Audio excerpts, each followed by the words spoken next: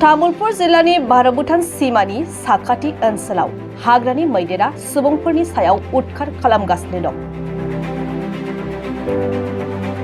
तामुलपुर जिल्ला भारत-भुटान सीमा साखाथिनि साहा ओनसोलनि गामिफोरावनो हाग्रानि मैदेर फालोआ सुबुं माहारिनि सायाव सानफ्रोमबो उदखार खालामगासिनो दं। थांनाय हरनि समावबो कुमारिकाटा हाग्रा बिफाननि सिङाव थानाय देखिया बस्ती आरो बगाजुलि ओनसोलनि गोबां नखरफोरखौ सिफायनायजों लोगोसेयैनो माइ माइरं जालांनाय, गय बिफां सिफायनाय, नखरनि जि जोम बायदिजों लोगोसेयैनो गोबां मुवा बेसादफोरखौनो खहा खालामदों।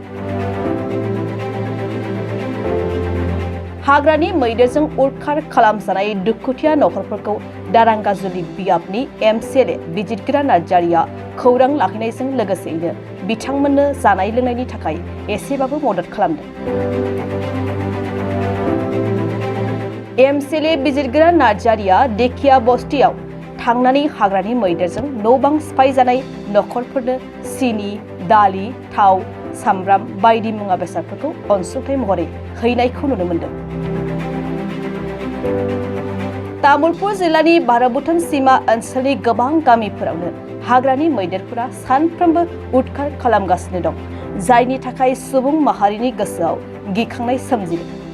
मख'नो नांगोन दि थांनाय माखासे सान सिगाङावसो बगाजुलि सालबारि गामिनि सनेश्वर बरगयारी मुंनि सासे सुबुंखौ न'निफ्रायनो हाननानै लाबोना जिउ फोजोबनायनि उनावबो गोबां खहा खालामगासिनो दं हाग्रानि मैदेर फालोआ।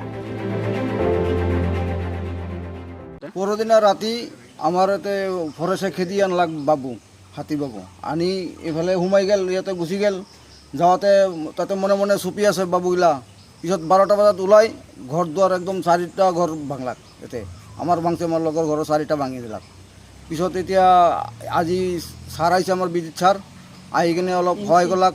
তেল এমচিএল বিজিত ছাৰ আহি তেল দালি চাউল দি অলপ সহায় কৰি গেলাক। এতিয়া আৰু ঘৰ ভাঙছি, নেপালী 2 ঘর, আমার বঙ্গালী 2 ঘর।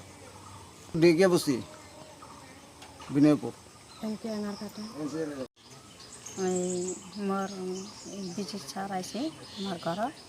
তাৰপিছত এই গণেশ বাবা আহি কিনে মোৰ ঘৰ চৰ ভাঙি দিছে, চুৰমাৰ কৰি দিছে।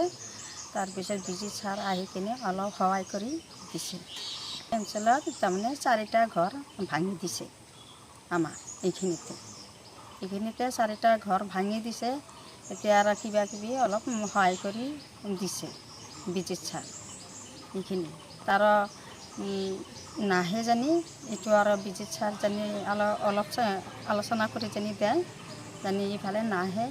ঘৰ চৰ ভাঙি দিলে গণেশ বাবা মই কেনেকৈ থাকিম, সদায় সদায় আহি থাকে। এইখিনি জনাই দিলোঁ মই।